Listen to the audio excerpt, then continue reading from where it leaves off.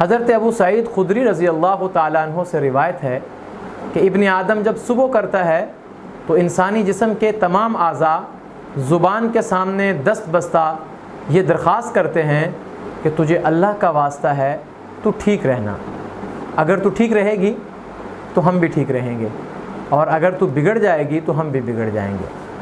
کہتے ہیں ایک دفعہ حضرت لقمان حضرت داؤد علیہ السلام کے پاس گئے، اور حضرت داؤد اس وقت زرہ بنا رہے تھے۔ حضرت لقمان کے ذہن میں آیا کہ میں ان سے پوچھتا ہوں کہ یہ کیا بنا رہے ہیں، لیکن پھر اپنی حکمت دانائی کی بنا پر خاموش رہے۔ جب حضرت داؤد نے زرہ بنا لی تو خود ہی آپ نے زرہ کو زیب تن کیا اور کہا کہ لقمان دیکھو، لڑائی کرنے والے کے لیے یہ کتنی اچھی چیز ہے۔ حضرت لقمان نے کہا بالکل، خاموشی بھی بہت بڑی حکمت ہے، لیکن بہت کم لوگ اس کو اختیار کرتے ہیں۔ کسی دانا کا قول ہے کہ خاموشی میں 70,000 فائدے ہیں جو 7 کلمات میں بند ہیں، اور ہر کلمہ فائدہ سے بھرپور ہے۔ نمبر 1، بغیر محنت بغیر مشقت کے عبادت ہے، بغیر زیور کے ایک زینت ہے، بغیر سلطنت اور حکومت کے ایک ہیبت اور ایک طاقت ہے، بغیر دیواروں کے ایک مضبوط قلعہ ہے، ایک انسان کے عیبوں پر ایک پردہ ہے، کرامن کاتبین کے لیے بڑی راحت ہے، اور جو انسان اسے اختیار کرتا ہے اسے کبھی معذرت نہیں کرنی پڑتی۔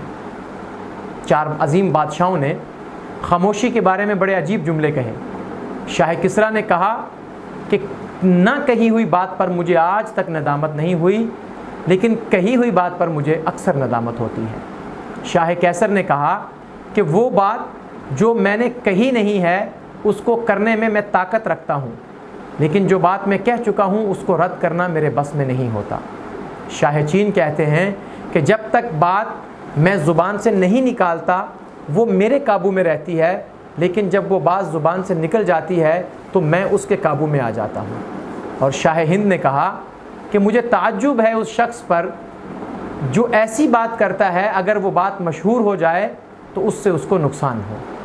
اگر آپ چاہتے ہیں کہ آپ کی خامیاں چھپی رہیں تو چپ ہو جاؤ، آپ کا رعب و دبدبہ قائم رہے، چپ ہو جاؤ، آپ کو ندامت اور شرمندگی نہ ہو، چپ ہو جاؤ، آپ کا راز افشا نہ ہو، چپ ہو جاؤ، آپ کے مخالفین آپ کو نقصان نہ پہنچا سکیں، چپ ہو جاؤ، آپ کے حاسدین نامراد ہو جائیں، چپ ہو جاؤ، اور آپ کے دشمن کم ہو جائیں، چپ ہو جاؤ۔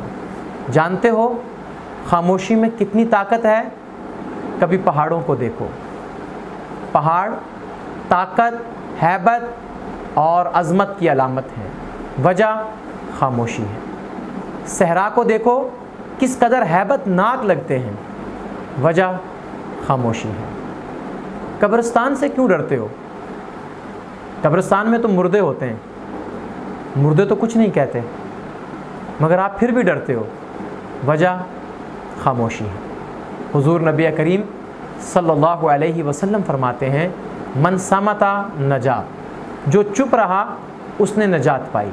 اس لیے جب غصہ آئے چپ ہو جاؤ، جب گالی دینے کو جی چاہے چپ ہو جاؤ، تانا مارنے کو دل کرے چپ ہو جاؤ، غیبت کرنے کو جی چاہے چپ ہو جاؤ، کسی پر تہمت لگانے لگو چپ ہو جاؤ، تنقید کرنے کو من چاہ رہا ہو چپ ہو جاؤ، کسی کی عیب بیان کرنے لگو چپ ہو جاؤ، چغلی کھانے لگو چپ ہو جاؤ، کسی کی برائی بیان کرنے لگو چپ ہو جاؤ، کوئی اپنی غلطی پر بھی آپ کو آنکھیں دکھائے چپ ہو جاؤ۔